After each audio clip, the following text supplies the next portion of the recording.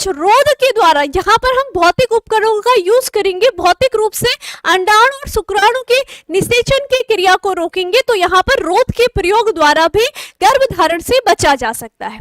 फिर उसके बाद रासायनिक विधियां, यहाँ पर कुछ गोलियों के बारे में आप पढ़ोगे। फिर उसके बाद अंतः गर्भाशय युक्तियां, यहाँ पर कुछ युक्तियों का उपयोग के द्वारा गर्भधारण से बचा जा सकता है। फिर टीकों के द्वारा भी, इन टीकों का यूज कब किया जाता है ये भी मैं आपकी क्लास में, आज की क्लास में आपको बताऊंगी, और इनके द्वारा भी एक महिला को गर्भधारण से हम बचा सकते हैं। और साथ ही साथ सबसे एकदम परफेक्ट जो विधि मानी जाती है वो शल्य क्रिया को मानी जाती है, क्योंकि इसमें बहुत कम चांसेस होंगे, चांसेस ना के बराबर रहते हैं कि महिला प्रेग्नेंट हो जाएगी। ठीक है, तो इतनी बात सभी को क्लियर थी, सभी को क्लियर है। ठीक है, तो यहां से हमने एक करके टॉपिक स्टार्ट ही करा था। लास्ट क्लास में मैंने आपको प्राकृतिक विधियां बढ़ाई थी कि प्राकृतिक विधियां, जिसको थोड़ा बहुत नॉलेज है, वो प्राकृतिक विधियों के द्वारा भी गर्भधारण से बचा जा सकता है। लेकिन ये जो हार्मोन्स का लेवल है बॉडी का, इसलिए हम यहाँ पर एक्यूरेट टाइम नहीं लगा सकते हैं, तो इसके जो प्राकृतिक विधियां हैं इसके असफल होने के भी कारण हो सकते हैं। ठीक है, तो हम इसको एक परफेक्ट गर्भ निरोधक या कॉन्ट्रासेप्टिव मेथड नहीं बोलेंगे। कॉन्सेप्ट क्लियर था सभी को? प्राकृतिक विधियों में मैंने आपको क्या क्या बताया था? आवधिक संयम, आवधिक संयम में क्या होता है? वही आर्तव चक्र के 10वें से 17वें दिन तक मैथुन की क्रिया अगर नहीं होती है किसी कपल के मध्य में, तो गर्भधारण से बचा जा सकता है। ठीक है, फिर बाह्य स्खलन में क्या होता है? बाह्य स्खलन में जब मैथुन की क्रिया हो रही होगी, यानी कि सेक्सुअल इंटरकोर्स हो रहा होगा, तो उस समय जब मेल वीर्य सेचन की क्रिया कर रहा होगा, तो वो क्या कर ले? अपने लिंग को स्त्री की योनि से बाहर निकाल दे। ठीक है, तो फिर क्या होगा? शुक्राणु जब अंदर प्रवेश ही नहीं करा, तो यहाँ पर गर्भधारण से बचा जा सकता है। लेकिन ये विधि असफल कब हो जाएगी? माना बात क्या हो गया, बाई चांस कुछ हम कह नहीं सकते कि यहाँ पर कभी शुक्राणु प्रवेश कर भी सकता है। ठीक है, तो ये भी हो सकता है। स्तनपान की बात हमने करी थी कि प्रसव के 6 माह तक यहाँ पर महिला में जो अंडोत्सर्ग की क्रिया होती है वो नहीं होती है। ठीक है, तो इसलिए यहाँ पर क्या होगा, इस समय भी गर्भधारण से बचा जा सकता था। तो प्राकृतिक विधियां तो आपको बहुत अच्छे से क्लियर हो गई है। क्लियर है?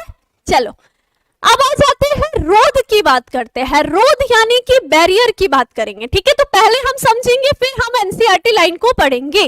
तो देखिए रोध क्या होते हैं। सबसे पहले हम बात कर रहे हैं रोध क्या होते हैं। रोध देखो कुछ नहीं है, याद रखना है, हम इन्हें क्या कह रहे हैं? बैरियर कह रहे हैं। एक तरीके से आप याद रखो, आपने डोर देखा है ना, डोर वगैरह आपके घरों में लगे क्यों है? एक सुरक्षा के लिए, अनजान कोई व्यक्ति ना आ जाए, या फिर धूल नहीं आनी है ना, बहुत सारी चीजों के लिए डोर क्या है? आपके घर की एक तरीके से सुरक्षा कर रहा है। ये बात क्लियर है? ठीक है, अब यहाँ पर ये जो रोध होते हैं ना, यहाँ पर हम क्या करते हैं? इन रोधों के प्रयोग द्वारा अंडाणु व शुक्राणु के निषेचन की क्रिया को, निषेचन की क्रिया को किस तरीके से रोक रहे हैं? भौतिक रूप से रोकते हैं। किस तरीके से रोकेंगे? भौतिक रूप से रोकते हैं। ठीक है, यानी कि हमारा मकसद जो है वो क्या है? इस अंडाणु और शुक्राणु को मिलने ही नहीं देना है, इनको जुदा रखना है, कैसे भी करके इनको एक दूसरे से एकदम दूर रखना है। ठीक है, तो अब यहाँ पे भौतिक उपकरण, भौतिक उपकरण में आप सभी ने देखा होगा ये जो रोध होते हैं ये 2 प्रकार के होते हैं। महिलाओं के लिए भी रोध आते हैं, ठीक है, और पुरुषों के लिए भी रोध आते हैं। ठीक है, मादा का रोध भी आता है, यानी कि जो महिलाएं यूज करती है बैरियर को। ठीक है, और ये पुरुषों के लिए भी अवेलेबल है मार्केट में। ठीक है, ये किसके लिए है? पुरुषों के लिए भी है। ठीक है, अब जब हम पुरुषों की बात करते हैं तो एकदम प्रचलित नाम आपने कॉन्डम के बारे में बहुत अच्छे से सुना होगा, है ना। यहाँ पर क्या है? कॉन्डम जो निरोध है, कॉन्डम जो निरोध है उसके बारे में बहुत अच्छे से आप सभी ने सुना भी होगा, एड वगैरह भी आपके चल रहे हैं। तो वो किस लिए चल रही है? ताकि लोग क्या करें, इन जो गर्भ निरोधक उपाय है उनका यूज करें, लोगों को जागरूक करने के लिए तरह तरह के आपको यहाँ पर एड दिए जाते हैं, जागरूक किया जाता है। तो यहाँ पर ये जो पुरुष होते हैं कॉन्डम का जो यूज करते हैं वो कहाँ करते हैं? अपने लिंग पर। ये कैसा होता है? एक बैग लाइक स्ट्रक्चर होता है, आप यहाँ पर देख सकते हो। इस तरीके से क्या होगा? बैग लाइक स्ट्रक्चर होता है। तो अगर आप देखोगे पुरुष का का जो जनन अंग शिश्न होता है, शिश्न की जो आकृति होती है वो भी कुछ इस तरीके से होती है। तो यहाँ पर क्या किया जाता है, जब मैथुन की क्रिया करनी होती है तो यहाँ पर क्या कर दो, पुरुष अपने लिंग में यानी कि अपने शिश्न में ये कॉन्डम लगा देगा। ठीक है, अब देखो जब मैथुन की क्रिया होगी तो जाहिर सी बात है वीर्य सेचन की क्रिया भी होगी, है ना। अब जब ये बैग लाइक स्ट्रक्चर एक साइड से खुला है और यहाँ साइड से क्या है, बंद है, तो जैसे ही वीर्य सेचन की क्रिया होगी तो इस समय क्या हो जाएगा, जो भी वीर्य निकलेगा वो सारा का सारा इस बैग के अंदर ही क्या रह जाएगा, है ना। तो हमने क्या कर दिया, एक तरीके से यहाँ पर बैग के थ्रू यानी कि इस कॉन्डम के थ्रू अंडाणु और शुक्राणु के निषेचन की क्रिया को रोक दिया। क्लियर हुई आप सभी को ये बात, क्लियर समझ गए। तो ये क्या है, हमने भौतिक रूप से हमने किसी उपकरण का यूज करा है और उस रूप से हमने क्या करा है, अंडाणु और शुक्राणु के निषेचन की क्रिया को रोक के रखा है। क्लियर है इतनी बात, ठीक है। उसके बाद आ जाते हैं मादा के बारे में, ठीक है। जिस तरीके से पुरुषों के लिए ये सर्व प्रचलित ये कॉन्डम है इसका यूज किया जाता है, ठीक उसी तरीके से मादा भी यहाँ पर क्या करेगी, गर्भधारण यानी कि ये जो अंडाणु और शुक्राणु की क्रिया रोकने के लिए मादा के लिए भी यहाँ पर बहुत सारे भौतिक उपकरण आपको मार्केट में मिल जाते हैं। जैसे कि आपको ध्यान रखना है क्या क्या होता है, एक होता है डायाफ्राम, ठीक है, क्या होगा, डायाफ्राम होता है, ठीक है, डायाफ्राम, क्लियर। और क्या होता है, गर्भाशय ग्रीवा टोपी, या आप कह सकते हो उसको कैप, ठीक है, गर्भाशय ग्रीवा कैप होता है। और एक होता है वॉल्व भी होता है। इतनी बात क्लियर है।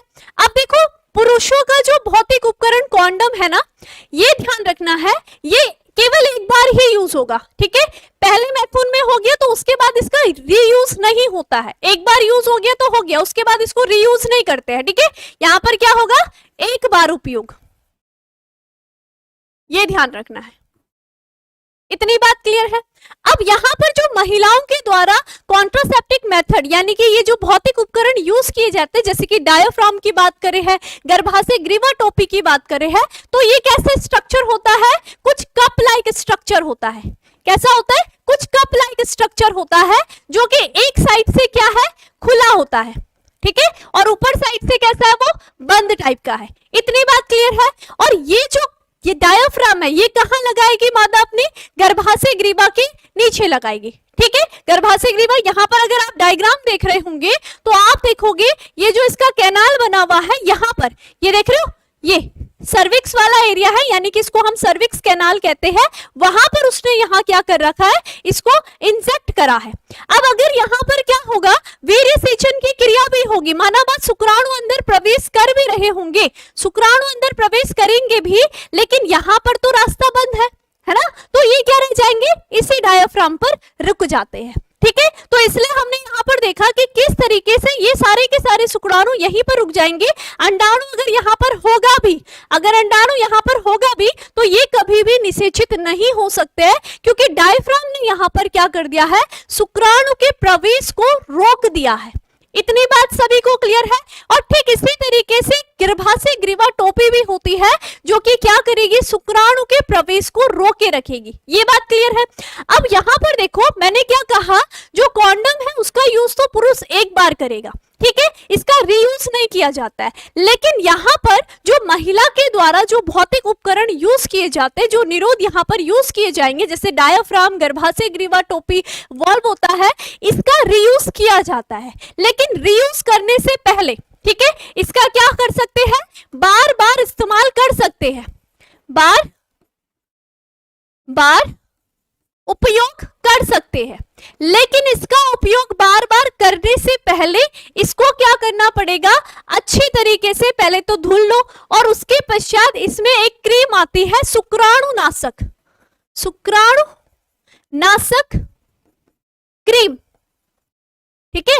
इस शुक्राणुनाशक क्रीम का उस पे उपयोग कर लेना चाहिए, यानी कि डायाफ्राम को धुल दिया, उसके पश्चात उस क्रीम को यहाँ पर लगा दिया, तब जाकर के इसका रीयूज होगा। क्लियर है इतनी बात? और ये क्यों किया जाएगा? क्योंकि इसमें कहीं ना कहीं पहले की कोई शुक्राणु कोशिका ना रह जाए, इसलिए हमें पूरा कंफर्म करना है। अगर हम चाहते हैं कि गर्भाधान से बचे तो यहाँ पर शुक्राणुनाशक क्रीम का उपयोग करना बहुत ज्यादा जरूरी हो जाता है। क्लियर?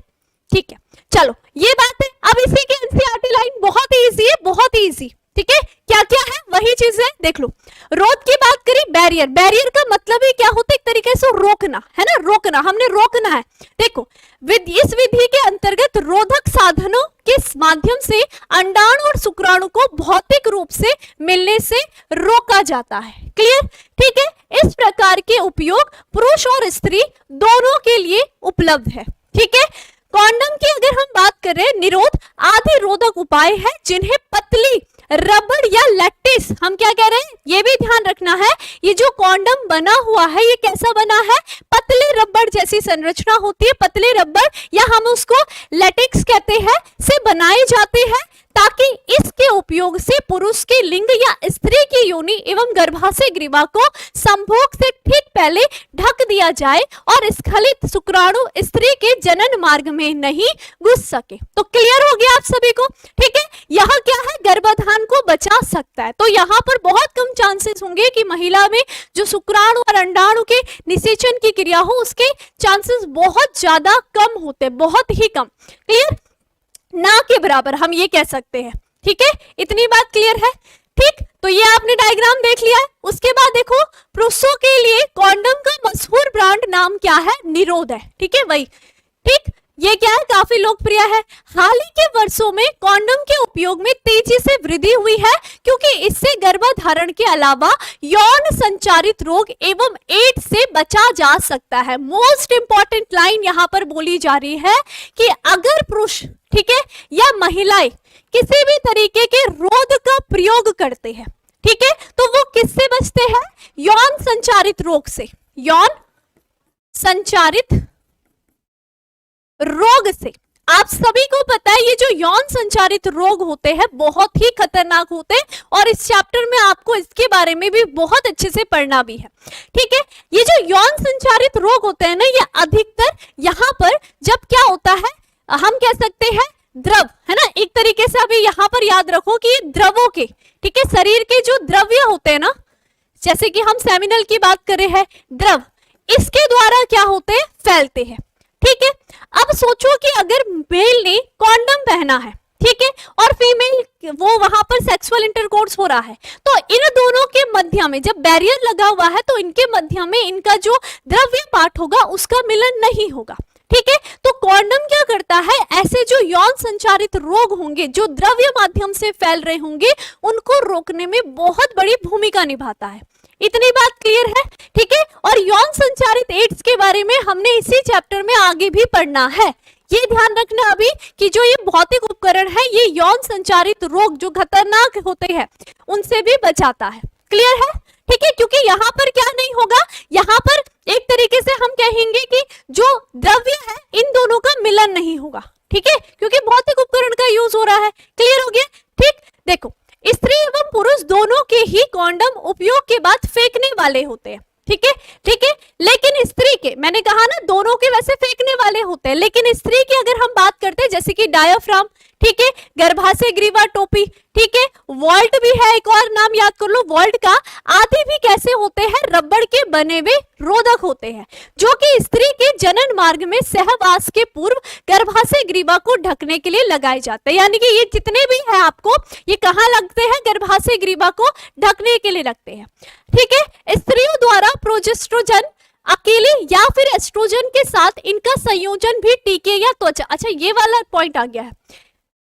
ठीक है, ठीक है, एक और पॉइंट रह गया है यहाँ पे, ये यहाँ पर कैसे आ गया है? ये रहा यहाँ पर, ठीक है, ये पेट आ गया। तो ये गर्भाशय ग्रीवा को क्या कर रहे हैं, ढक करके शुक्राणु के प्रवेश को रोक करके गर्भाधान से छुटकारा दिलाते हैं, और इन्हें क्या कर सकते हैं, पुनः इस्तेमाल कर सकते हैं। इंपॉर्टेंट क्वेश्चन है, ठीक है। इसके साथ ही रोधक साधनों के साथ साथ हम क्या करेंगे, शुक्राणुनाशक क्रीम का, या कोई जेली हो सकती है शुक्राणुनाशक, या फिर फोम होता है झाग वाला, यानी कि शुक्राणुनाशक सोप भी आता है, साबुन टाइप का झाग रूपी संरचना कुछ होते हैं पदार्थ, उनका भी यूज कर सकते हैं क्या करने के लिए, यहाँ पर उन सभी सामग्री जो भौतिक उपकरण है उनको धुलने के, ठीक है, जिससे कि इनकी क्या हो, गर्भ निरोधक क्षमता काफी बढ़ जाती है। क्लियर, यानी कि डायाफ्राम को हम क्या करेंगे, शुक्राणुनाशक क्रीम लगा करके भी उपयोग कर सकते हैं। देखो डायाफ्राम में जब शुक्राणुनाशक क्रीम लग गई, उसके बाद उसकी जो गर्भ निरोधक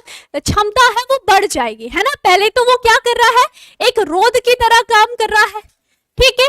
अब आपने उसके ऊपर क्या लगा लिया है, आपने उसके ऊपर कोई शुक्राणुनाशक क्रीम भी लगा ली है, ठीक है। तो अब ये क्रीम क्या करेगी, शुक्राणु को लड़ने में मदद करेगी, यानी कि शुक्राणु से लड़ करके उनको नष्ट करने का काम करेगी, क्योंकि नाम ही क्या है, शुक्राणुनाशक, ठीक है। तो दो प्रकार से काम हुआ, रोक भी दिया और उनको नष्ट भी कर दिया। क्लियर हो गया, समझ गए होंगे, ठीक है।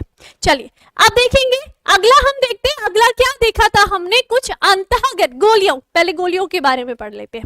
बताओ, इतनी बात क्लियर हो गई है भौतिक उपकरण के बारे में, आ जाओ। उसके बाद हम बात कर रहे हैं किसकी, गोलियों की बात कर रहे हैं, ठीक है। तो गोलियां भी क्या है, ये महिलाओं के द्वारा, ये ध्यान रखना है, ये केवल किसके द्वारा ली जाती है, महिलाओं के द्वारा, ठीक है।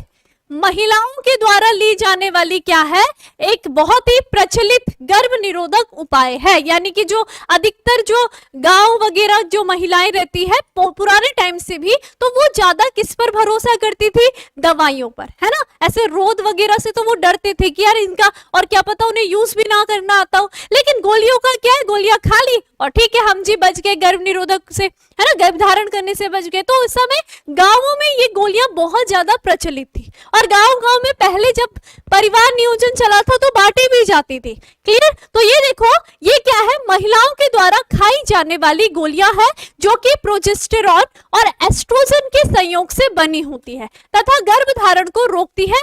चलो अब इसके बारे में अरे चर्चा करते हैं, ठीक है।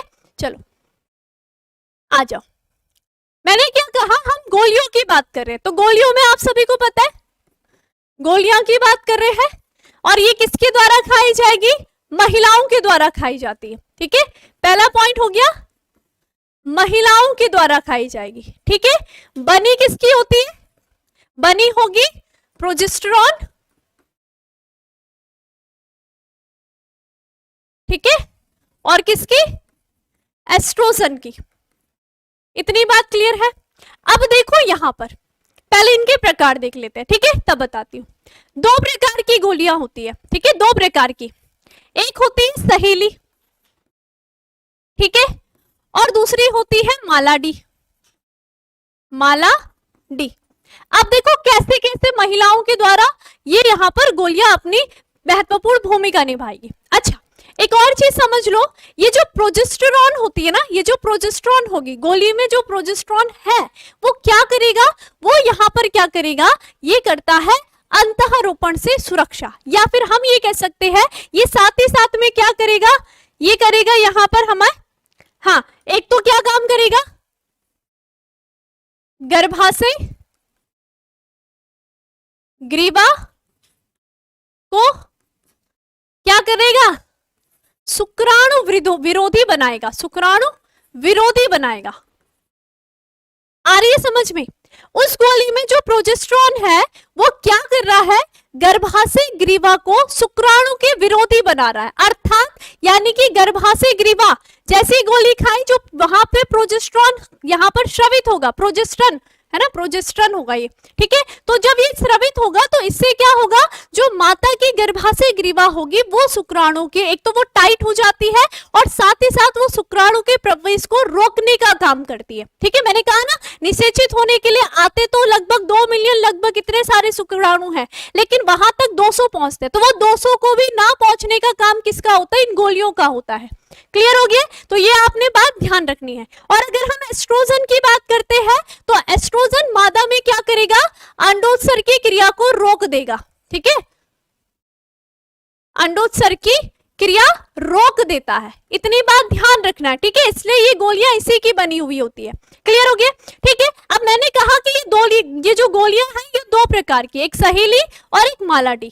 अब कैसे महिलाओं के द्वारा ली जाती है, तो पहले ये वाली बात समझो।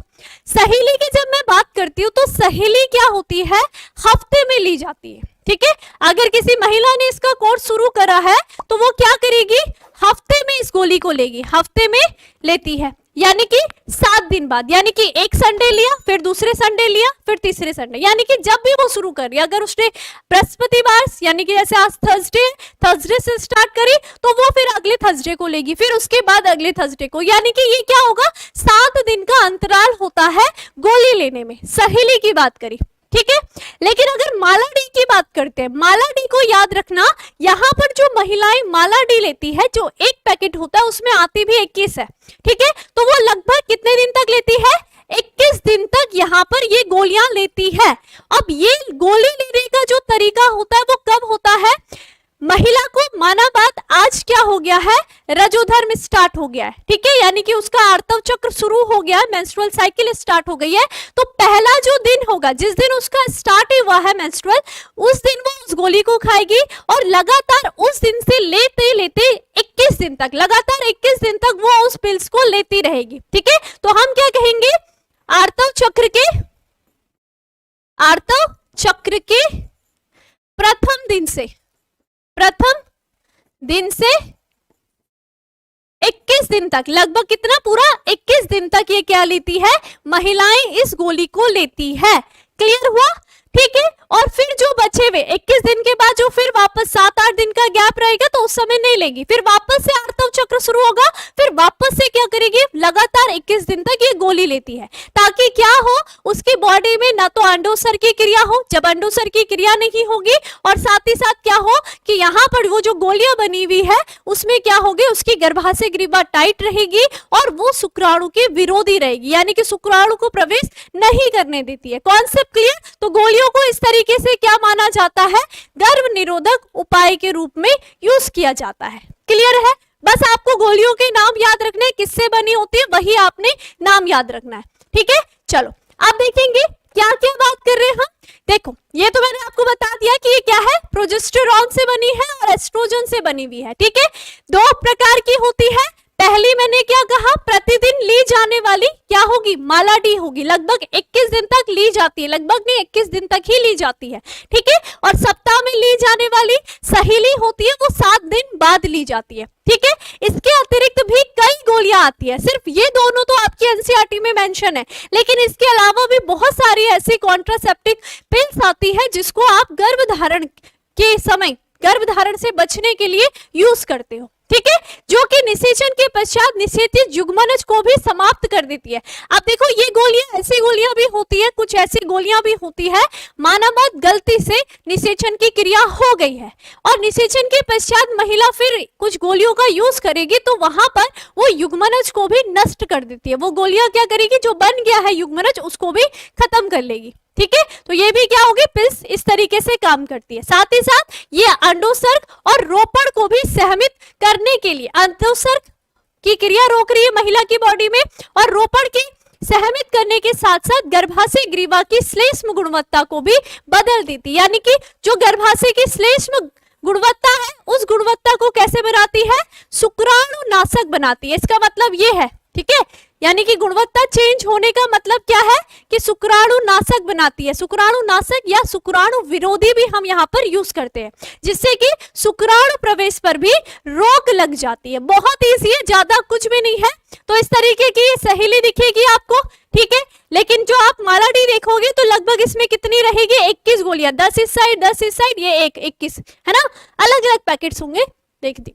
ठीक है, क्लियर? इतनी बात सभी को क्लियर होगी। अब आ जाओ कुछ अंतः गर्भाशय युक्तियों के बारे में। तो ये जो अंतः गर्भाशय युक्ति होती है ना, इंट्रा यूटेराइन डिवाइस, देखो नाम से ही पता चल रहा है, अंतः गर्भाशय युक्तियां, अर्थात अंतः यानी कि अंदर, गर्भाशय यानी कि गर्भाशय में, है ना, और युक्तियां यानी कि यहाँ पर ये जो अंतः गर्भाशय युक्ति जो गर्भ निरोधक उपाय है, इसमें हम यहाँ पर कुछ युक्तियों का यूज करते हैं और उसको कहाँ डाल देते हैं, वहां अंडाशय यानी कि गर्भाशय में, ठीक है, कहाँ इम्प्लांट करेंगे, उसको गर्भाशय में लगा देते हैं। इतनी बात क्लियर है, सभी को क्लियर है?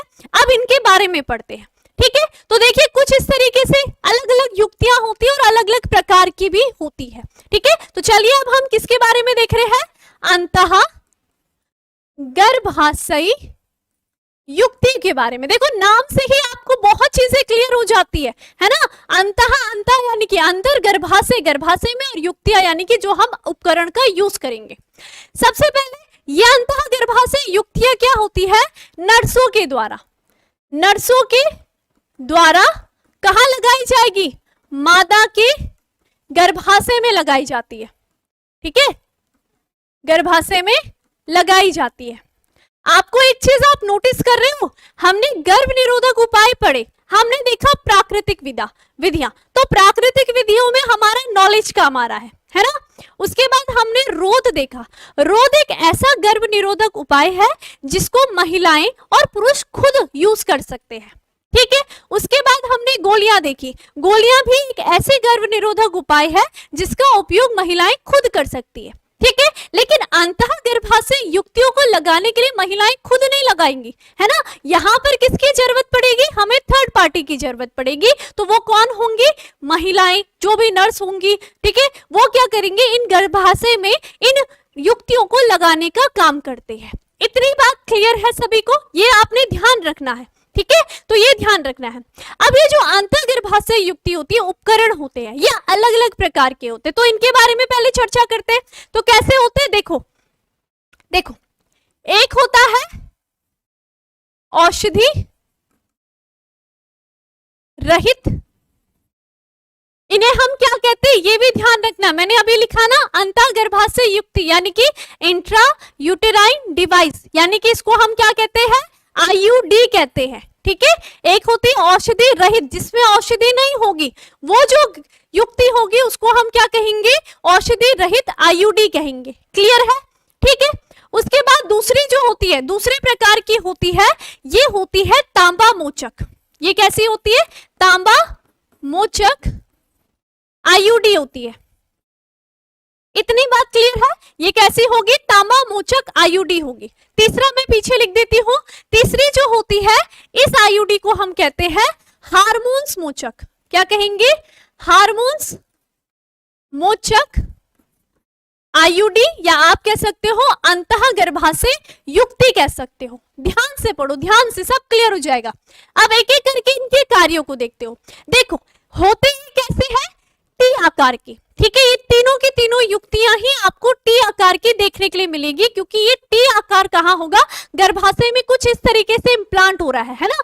देख रहे हो गर्भाशय आपने कैसे पढ़ा है, कुछ इस तरीके की संरचना पढ़ी है गर्भाशय में, ये संरचना थी, ये पढ़ी थी आपने, ये ग्रीवा है ना। तो ये जो कॉपर टी होती है, ये जो टी है, ये जो अंतर्गर्भाशय युक्ति है, ये कहाँ इम्प्लांट हो रही है, यहाँ इस तरीके से। इतनी बात क्लियर है, ठीक है।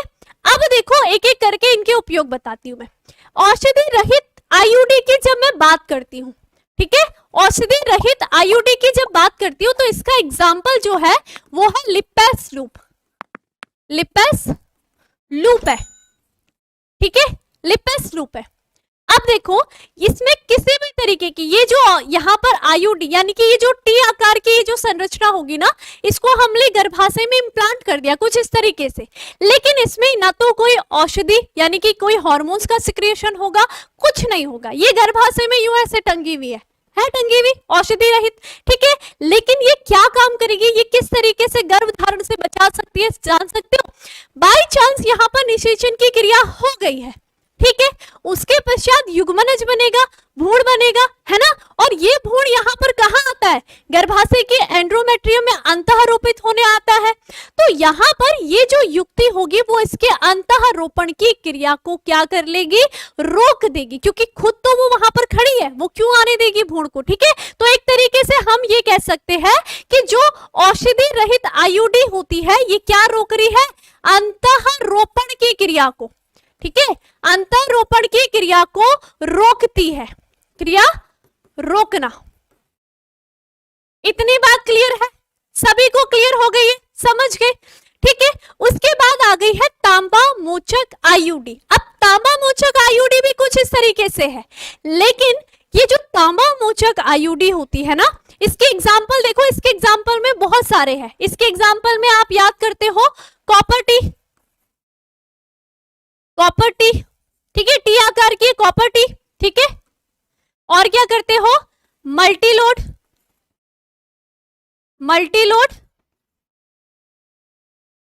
350 कॉपर टी, ठीक है।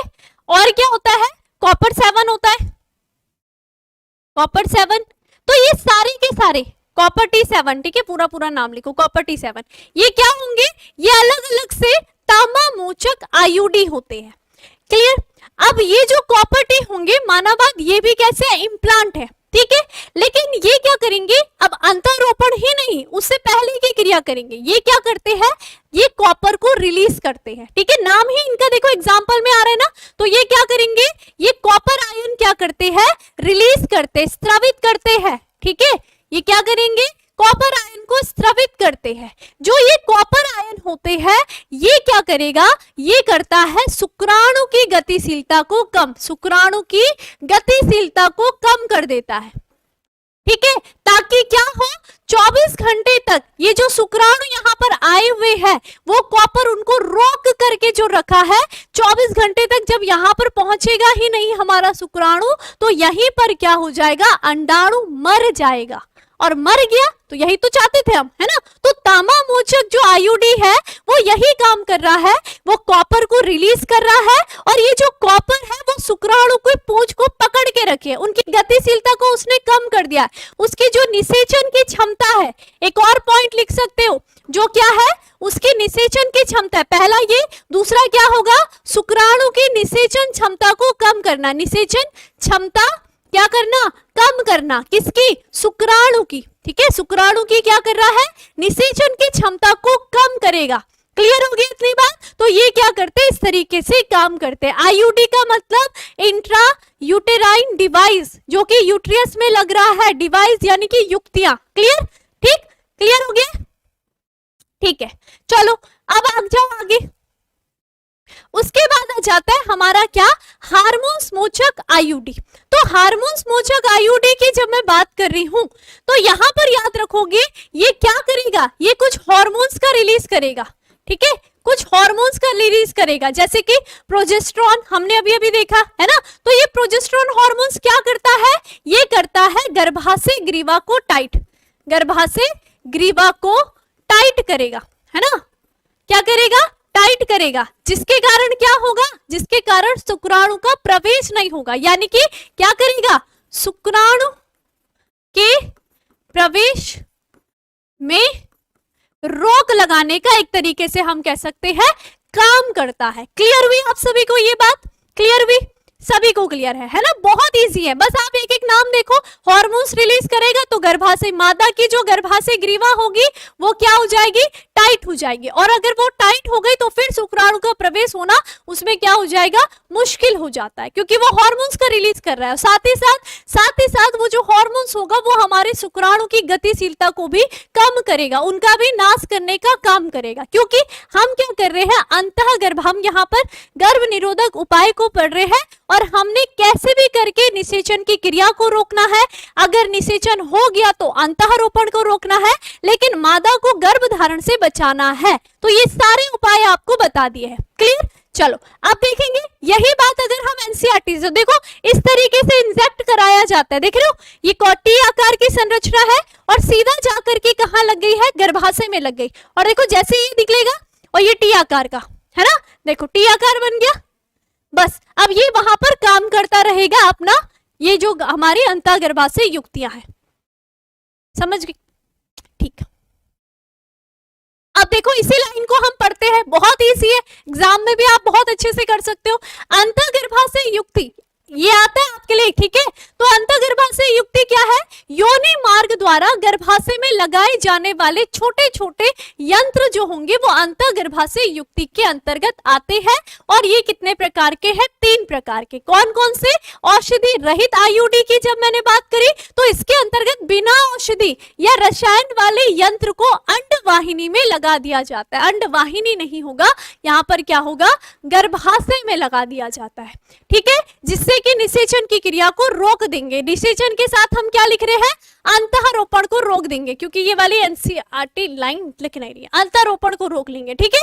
और इसका एग्जाम्पल क्या है?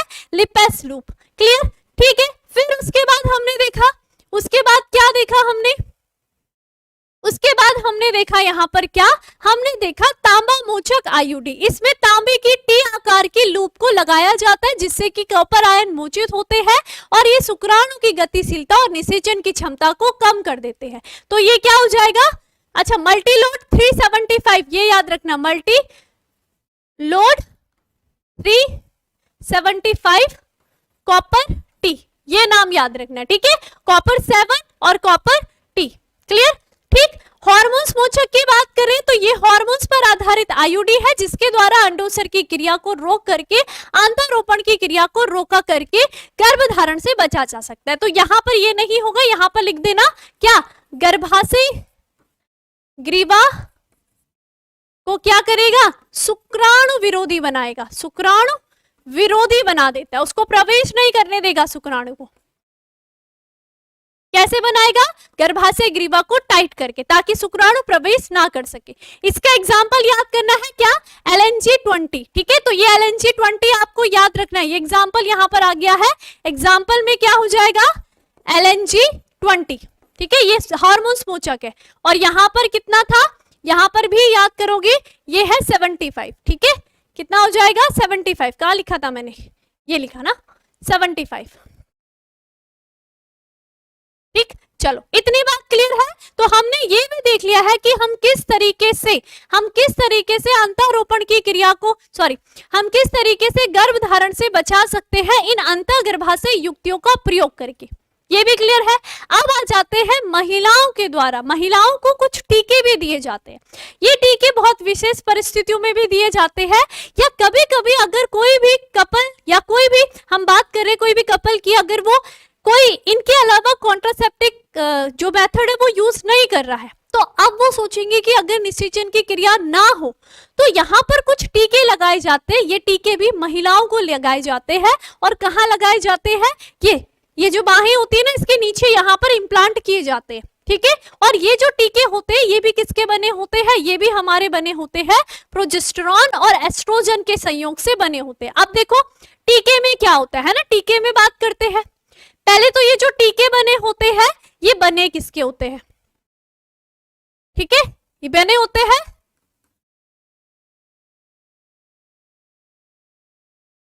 प्रोजेस्टेरोन और एस्ट्रोजन, ठीक है, इनके टीके बने होते हैं, ठीक है। अब यहाँ पर ध्यान रखना है, ये जो टीके इस तरीके से देख रहे हो, ये महिलाओं की बाह में लगा हुआ है, इस तरीके से यहाँ लगा है। ये क्या करेंगे? सीधा इम्प्लांट कर लिए जाते कुछ इस तरीके से, ठीक है। अब ये जो टीकों का उपयोग किया जाता है ना, माना बात, यहाँ पर बहुत केसेस होते हैं, जैसे कि हम ये देख रहे हैं क्या, जैसे कि हम देख रहे हैं कि किसी कपल ने सेक्सुअल इंटरकोर्स हो गया, मैथुन की क्रिया हो चुकी है, ठीक है, मैथुन की क्रिया हो चुकी है, ठीक है। अब वो जो कपल है वो घबराया हुआ है कि हम तो गर्भधारण अभी नहीं चाहते, तो अब हम क्या करें? तो चांसेस भी हो सकते हैं कि क्या पता महिला का ओव्यूलेशन होने ही वाला हो, ठीक है। तो यहाँ पर वो कपल क्या करेगा? इन टीकों का उपयोग करेगा। क्या करेगा? 72 यानी कि सेक्सुअल इंटरकोर्स के 72 घंटे होने से पहले, कितने घंटे? 72 घंटे होने से पहले महिलाएं क्या कर देंगी?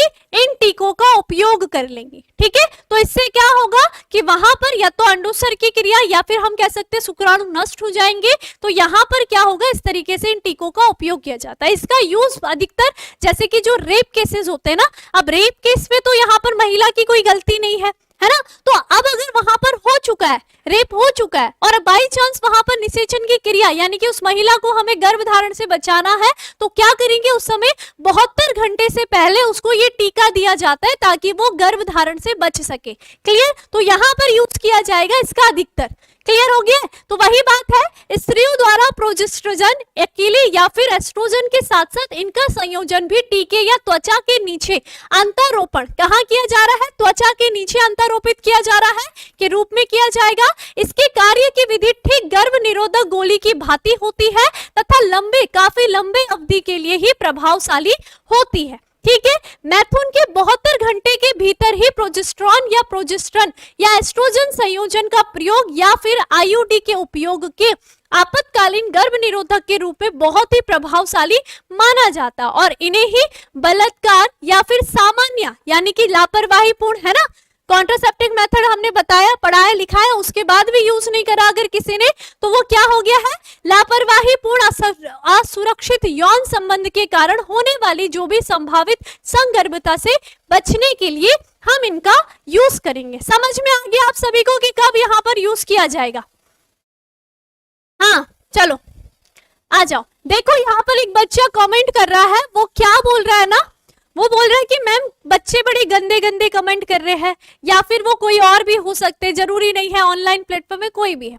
मैंने आपको सबसे पहले चैप्टर स्टार्ट करने से पहले आपको एक डेफिनेशन बताई थी जनन स्वास्थ्य की, है ना। तो वहां पर मैंने क्या कहा था कि जो व्यक्ति व्यवहारिक रूप से, भावनात्मक रूप से, सामाजिक रूप से अस्वस्थ है ना, यानी कि जिनके मन में गंदी गंदी भावनाएं लगातार चलती रहती है, एक टीचर के पढ़ाने के दौरान, या फिर वो कहीं बाहर ट्रेन में सफर कर रहा हो, बस में सफर कर रहा हो, रोड पर कहीं चल करके दूसरी लड़कियों को देख रहा हो, तो ये जो कमेंट में जितने भी बच्चे या जितने भी लोग गलत कमेंट कर रहे हैं, वो सारे के सारे WHO क्या हमारे अनुसार एक अस्वस्थ व्यक्ति है।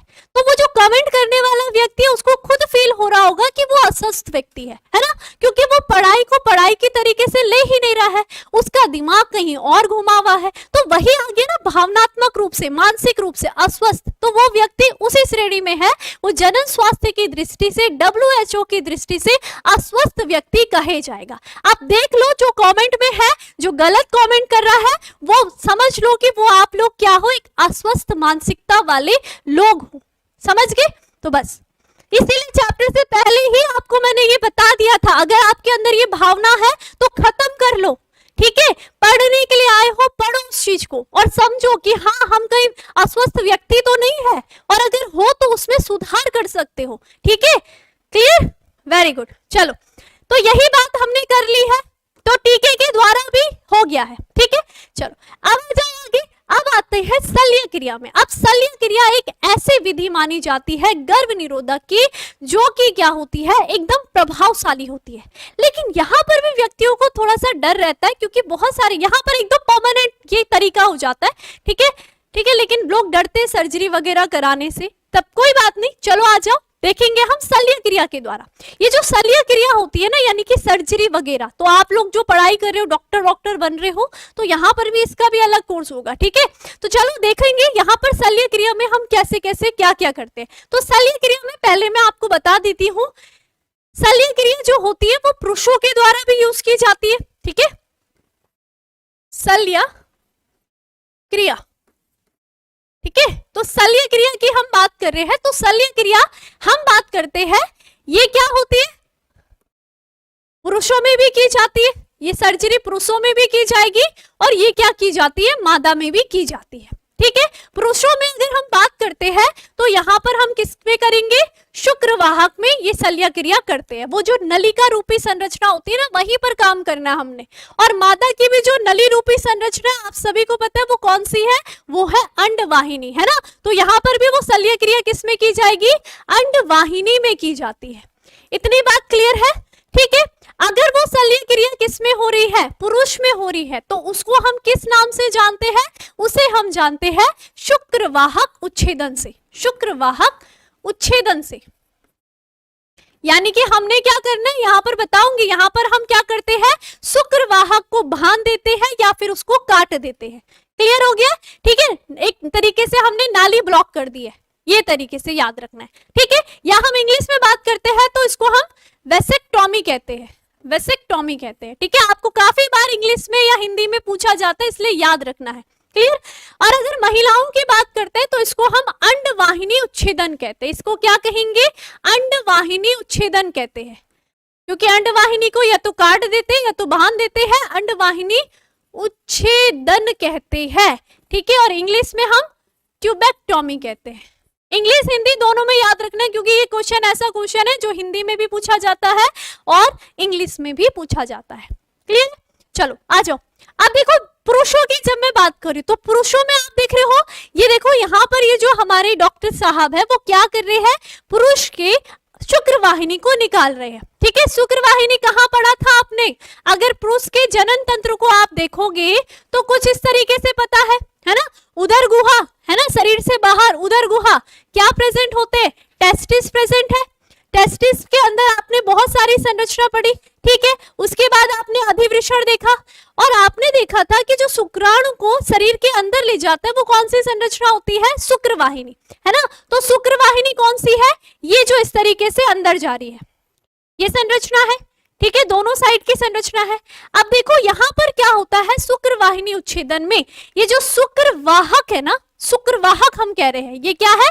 शुक्रवाहक है। पढ़ा था आप सभी ने, ठीक है, पढ़ा था, क्लियर है, ठीक है। अब यहाँ पर इस क्रिया में क्या होगा? शुक्रवाहक उच्छेदन, यानी कि यहाँ क्या करेंगे? ये जो शुक्रवाहक है इसको या तो यहाँ से बांध देते हैं, ठीक है, और या फिर इसको क्या कर देंगे? काट देंगे। अब अगर बांध दिया या काट दिया तो यहाँ पर शुक्राणु बॉडी के अंदर प्रवेश नहीं कर रहा है ना। तो हमें यही तो करना है, यहाँ पर रोकना है शुक्राणु को जाने से। तो ये क्या हो जाएगा? या तो आप क्या कर लेते हो, यहाँ पर सर्जरी के द्वारा बांध देते हो, और या तो उसको क्या कर लेंगे? उसको काट देते हो। किसको? शुक्रवाहक को। अगर मेल में ये प्रोसेस हो रही है तो शुक्रवाहक को बांध या काट दिया जाता है। तो ये डायग्राम में आप देख रहे हो, ये शुक्रवाहक है और इसको देखो कितने अच्छे तरीके से ये काट दिया है, ठीक है। इससे क्या होगा? शुक्राणु बाहर आएगा ही नहीं, तो फिर निषेचन की क्रिया होगी कहां से? क्लियर हो गया। तो ये हो गया हमारे पुरुषों की शल्य क्रिया, ठीक है, शुक्रवाहक उच्छेदन। और अगर महिलाओं की हम जब बात करते हैं, महिलाओं की बात करिए तो महिलाओं में आप सभी को पता है अंडवाहिनी, फैलोपियन ट्यूब होती है ना। तो फैलोपियन ट्यूब को यहाँ पर आप देख सकते हो इस डायग्राम में कि फैलोपियन ट्यूब को या तो क्या कर दो? बांध दो, है ना, और या तो क्या कर दो? काट दो। तो इस तरीके से हम क्या करेंगे? यहाँ पर अंडवाहिनी उच्छेदन करेंगे। कॉन्सेप्ट क्लियर हुआ आप सभी को? ये सब समझ गए? क्लियर है। तो ये देख सकते हो यहाँ पर क्या है, एक साइड से आपको काटी हुई दिखाई दे रही है और एक साइड से आपको बांधी हुई दिखाई दे रही है। अब देखो इससे क्या होगा, देखो बाई चांस यहाँ पर सेक्सुअल इंटरकोर्स हुआ, ठीक है, देखो ये क्या है? अंडवाहिनी है, ये क्या है? गर्भाशय है, ठीक है। ये देखो इस तरीके से। अब देखो यहाँ मादाबाद महिला में ओव्यूलेशन की क्रिया हो रही है, अंडोत्सर्ग की क्रिया हो रही है, और यहाँ पर फैलोपियन ट्यूब में कौन आ रखा है? हमारा अंडाणु आ रखा है, ठीक है। अब यहाँ पर इसी समय क्या हो गया, जो शुक्राणु है वो भी प्रवेश कर रहे हैं, ठीक है, वो भी प्रवेश कर रहे हैं, ठीक है। अगर यहाँ पर किसी भी प्रकार की शल्य क्रिया नहीं होती है तो इसका मतलब ये शुक्राणु आसानी से निषेचित हो जाएगा, है ना, और हमारी महिला प्रेग्नेंट हो जाएगी। लेकिन अगर सोचो यहाँ पर हमने शल्य क्रिया का उपयोग करा है, हमने ट्यूबेक्टॉमी कर रखी है, अंडवाहिनी उच्छेदन करा है, हमने यहाँ पर ये जो नलिका है इसको ब्लॉक कर रखा है, बांध रखा है ना, या तो हमने इस नलिका को काट रखा है। तो अब यहाँ पर अगर शुक्राणु आ भी गया है तो क्या ये दोनों कभी निषेचित हो पाएंगे? नहीं हो पाएंगे, नहीं हो पाएंगे। 24 घंटे की लाइफ तो हमारे अंडाणु की है, ठीक है। तो ये क्या हो जाएगा? यहीं पर समाप्त हो जाएगा, और यहाँ पर ये ब्लॉकेज जो बना हुआ है वो इनको कभी मिलने ही नहीं देगा, एकदम दूर ही रखेगा। तो इसी को हम कहते हैं अंडवाहिनी उच्छेदन। क्लियर हो गया। और शुक्रवाहिनी में हम शुक्राणु को निकलने ही नहीं देंगे, तो इसको हम शुक्रवाहक उच्छेदन कहते हैं। सभी को क्लियर? आओ, इतनी बात क्लियर है। तो यही बात को अगर हम देखते हैं क्या करके, यहाँ पर आ जाओ जरा शल्य क्रिया की बात करते। तो उपयुक्त तली के गर्भ नली के अस्थायी तरह के किंतु शल्य क्रिया के द्वारा स्थायी रूप से गर्भ धारण से बचा जा सकता है। दो प्रकार के होते हैं, शुक्रवाहक उच्छेदन हम इसको कहेंगे, और यहाँ पर इसको हम वेस्कोटॉमी कहते हैं, ठीक है। शल्य क्रिया द्वारा नर में शुक्रवाहक का छोटा सा भाग काट कर या निकाल दिया जाता है, यानी कि इस प्रोसेस को जो नर और मादा दोनों में हो रहे हैं इसको हम बंध्यकरण भी कहते हैं। ठीक है, क्या कहते हैं इसको हम? बंध्यकरण भी कहते हैं। ठीक है, हमने यहाँ पर क्या कर दिया? बंध्यकरण। और यहाँ पर ये भी ध्यान रखना है, जो शुक्रवाहिनी उच्छेदन है, देखो जिसके जैसे कि बहुत सारे ऐसे कपल होते हैं जो कि क्या चाहते हैं कि अब उनके बच्चे हो गए हैं, लेकिन अब वो आगे नहीं चाह रहे हैं, तो वो क्या कर सकते हैं? शल्य क्रिया के द्वारा उन नलिकाओं को काट सकते हैं। ये बात क्लियर है? दोनों कपल में से एक भी ये कर सकता है, ये बात क्लियर है। लेकिन बहुत सारे ऐसे कपल हैं कि जो या फिर बहुत टाइम बाद चाहते हैं कि हम बच्चे करें, है ना, तो वो क्या करेंगे? वो केवल इस नलिकाओं को बांध देंगे, ताकि वापस क्या हो, जब भी वो तैयार हो जाए बच्चे के लिए, तो वो क्या कर सकेंगे? इस नलिका को खोल सकेंगे। वो जो बंधी हुई नलिका है ना, उसको वापस खोल सकेंगे। और वो भी कैसे होगी? शल्य क्रिया के द्वारा आसानी से खोल सकते। ठीक है, तो काटने और बांधने दोनों में अंतर है, सबको समझ में आना चाहिए ये छोटा सा अंतर। क्लियर है? तो देखो, जिससे कि शुक्राणु निक्षेपण की क्रिया ही रुक जाएगी और शुक्रवाहक उच्छेदन कहलाता है। अंडवाहिनी उच्छेदन, ट्यूबेक्टोमी की बात कर रहे हैं, तो ये क्या है? मादाओं के उदर गुहा में चिरा लगा करके अंडवाहिनी को काट करके निकालना या फिर वलयित करके बांध देना अंडवाहिनी उच्छेदन कहलाता है। और इसके द्वारा निषेचन की क्रिया को रोक करके गर्भधारण से बचा जा सकता है। तो ये क्या हो गया? आपके जितनी भी हमने अब तक विधि पढ़ी है वो सारी की सारी हो गई है किस तरीके से हम गर्भधारण से बच सकते हैं और किस तरीके से व्यक्ति शिक्षा लेकर के यहाँ पर जनसंख्या नियंत्रण में अपना योगदान दे सकता है, और कैसे? ये गर्भ निरोधक उपायों का यूज करके। क्लियर? तो ये आपके एनसीईआरटी का डायग्राम है। ये यहाँ पर शुक्रवाहक उच्छेदन की क्रिया हो रही है और ये किसकी हो रही है? अंडवाहिनी उच्छेदन, जो कि किसमें होगी? मादा में होगी। ठीक है, और ये किसमें हो रही है? नर में हो रही है, और ये शल्य क्रिया के द्वारा हो रही है। क्लियर हो गया सभी को? Very good. ठीक।